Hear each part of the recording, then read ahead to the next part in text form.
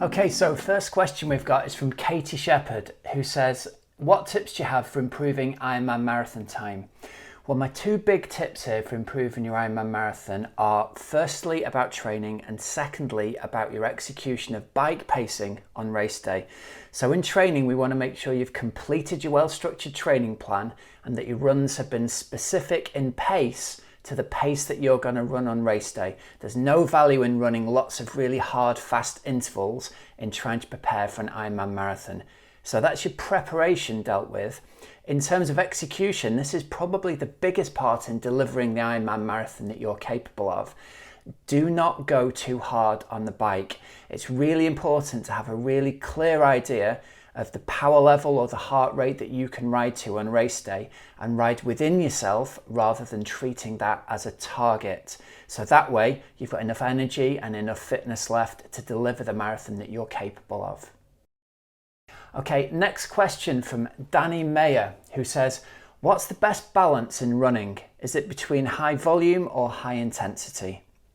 So my answer here, Danny, is most athletes who are moving to Ironman tend to run much harder than they need to because it's a habit picked up from racing shorter distances. The simple fact is, racing an Ironman marathon, even at the very highest age group level, people are just not running that fast relative to how fast they're capable of running. So a really good age group marathon would be probably up to a minute a mile slower than an open marathon time. So it's not about doing high intensity, hard, fast intervals. It's about training and practicing running at the kind of speeds that you're going to be racing on race day. So it's much more about durability than it is about speed. Okay, next question from Margot Vohm. How do I land on the front of my foot? And brackets, it says that's supposed to be faster. Well, the best advice I'd give you here is to not worry about that. There was lots of things in the press written a few years ago about forefoot running supposedly being faster and more efficient. The thing to remember here is you shouldn't be consciously trying to decide where on your foot you land. The place you land on your foot should be entirely determined by the position of your chest, the position of your hands, the position of your body as you're running. Mid-foot landing for most people is going to be absolutely fine. We want to avoid the idea of landing on your heels as that's going to slow you down, but for most people, think about where your chest is relative to your hips and have a slight forward lean as you're running. That's going to help you generate speed without really trying to generate it by pushing yourself hard. And that mid-foot landing is then going to come naturally as part of running with good form. But my best tip here is if you're not sure, just video yourself running or run on a treadmill in front of a mirror and compare yourself to someone who you think is a really good example of a good, efficient runner and see what changes you can make to your technique to make yourself look more relaxed. And if in doubt, get yourself some good coaching and get video analysis done of your run form, because that's the thing that's going to help you improve overall, much more than worrying about which part of your foot you land on and trying to force yourself to land onto a specific part. Okay, next question is from William Vabe. William says, what's the best pace for an Ironman marathon?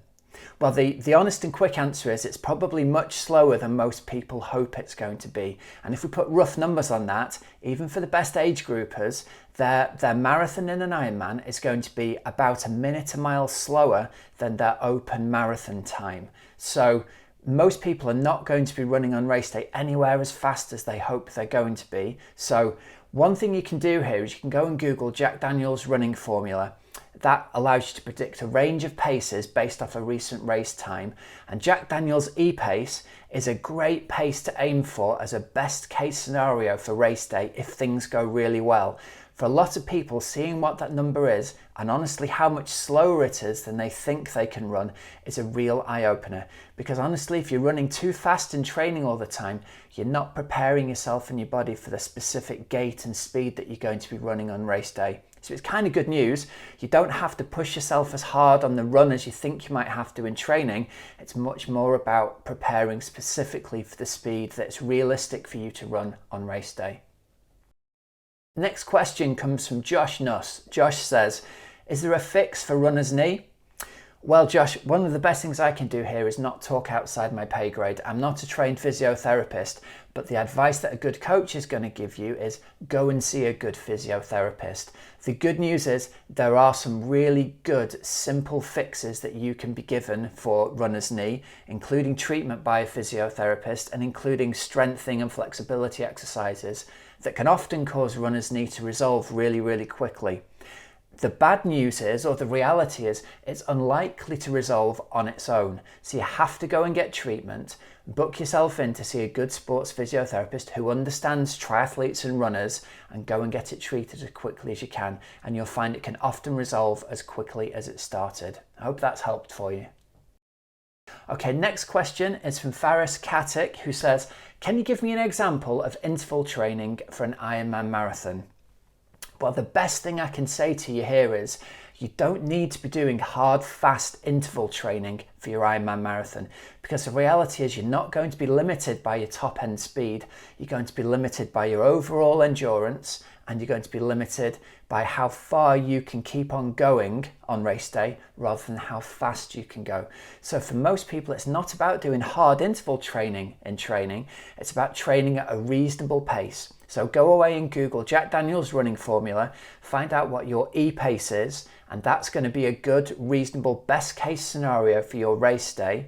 And then, if you're still interested in doing some kind of intervals, my best advice to you here will be to break up your long run with a 1-minute walk every 10 minutes. That's really going to extend the amount of time that you can train for in your long runs without getting tired. And it's going to specifically address the issue of fueling come race day, because you are going to have to walk through the aid stations to be able to get drinks and gels and food without spilling them all over yourselves. So again, it's about specifically preparing for the way that you're going to race on race day. So the good news there is you don't need to be pushing yourself really hard in training. It's much more effective to train specifically. And if you want to inject some kind of more interesting training, in inverted commas, I'd have you go out and run hills, not intervals, but run your runs over rolling up and down courses. That's going to help generate leg strength, and it's going to help generate that durability that helps you keep going on race day when it gets tough, rather than pushing yourself to run fast. There's no shortcuts for the Ironman marathon in training, unfortunately. Okay, question from Leva DeWitt, who says, my long runs in training for a 70.3 and an Ironman are very similar in length. They're in the range of 2 hours to 2:15. Is that normal?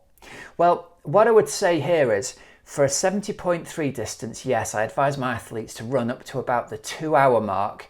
That would be the longest run that they do. But for an Ironman marathon, I'm going to advise athletes to have their long run go up to about 3 hours. So in your case, I'd advise you extending that long run up to 3 hours. Have that be 3 or 4 weeks before your actual Ironman itself, to give yourself plenty of time. And I'd advise you to extend the length of your long run every week by 15 minutes, no more than that, making sure you take a recovery week every 4th week, where you cut the volume of your long run in half. So for example, you might go in a 4-week block, 2 hours, 2:15, 2:30, and then reduce that long run down to an hour or an hour 15 in the 4th block, before then increasing again by 15 minutes. But I definitely think you'll see a benefit from having your longest run go up to 3 hours. However, even for the slowest athletes who are expected to be out on the marathon course for 5, 6, 7 hours, I wouldn't advise you to do runs longer than 3 hours in training. It's just going to take you too long to recover, and you won't be able to do any more meaningful training that week. What I would advise is to go out and have really long hikes. So if you're going to be on your feet for 5, 6, 7 hours on Ironman day, get yourself out on your feet in training, but go for a long walk. Go out with the family, do your run in the morning and then do an extra walk in the afternoon. You'll be able to recover from the walking much faster than trying to do a really long run in training. Okay, next question from Linda Bronkhorst. How can I progress fast in distance without injuring myself? I'm starting from 0. Well, Linda, the bad news here is I'm not going to try and advise you to increase quickly if you're starting from a base of 0. In fact, whatever base you're starting from, I'm not going to get you to try and extend your long runs quickly. What I do is, if you're starting from no base at all, start from whatever you're comfortable at the moment, say your 30-minute run, and extend that by 10 minutes a week until you've got to an hour point. When you're at the hour point, you can then safely extend your run by 15 minutes each week. I'd advise you to take a recovery week every 4th week where you halve the distance of your longest run. So if you've got up to 2 hours, do an hour long run during that recovery week. And I would also advise you in your long run, or anything you consider to be long, to inject a walk of 1 minute for every 10 minutes that you run. So run for 9 minutes, walk for a minute, run for 9 minutes, walk for a minute. That walk break is going to take a lot of stress and soreness out of your running and will make you recover from the long run much, much faster with no soreness, or with very little soreness, meaning you'll progress much more quickly over time. But don't fall into the trap of trying to push yourself into doing a longer long run. That's going to lead to soreness and put you at risk of injury. And the fastest way for you to progress is to do it in a way that's repeatable, day in, day out, week in, week out, without having any periods of soreness, niggles, or injuries.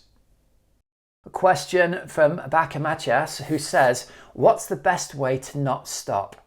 Well, honestly, I think if you're dealing with the idea of, I have to get myself through my Ironman marathon come race day, I have to get through it without stopping, the way to approach this is to train in a way that's going to prepare you for that on race day.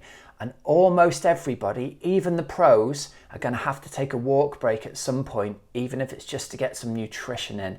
Almost all age groupers are going to have to walk at some point during the marathon, so prepare for that. My advice is going to be, the best way for you to get through your marathon without stopping is to plan those walk breaks in there. Every 10 minutes, take a 1-minute walk break. And what you'll find is, in training, that's going to do wonders for your durability and reduce the amount of soreness you get after long runs, which again means you can do more training in a given period of time. But those walk breaks are going to mean that you only ever have to run for 9 minutes before knowing you're going to get a break. Mentally, that's really, really important. And it also means that in training, you're not going to get those really sore 2 or 3 days after a long run where you don't feel like training. You'll be able to bounce back to get back to training the day after your long run without feeling any ill effects at all. And that itself is going to build your fitness faster and faster than if you need to take complete days off because you're really sore. So bizarrely, the best way to deal with not stopping on race day is going to be to plan some walk breaks into your long runs along the way.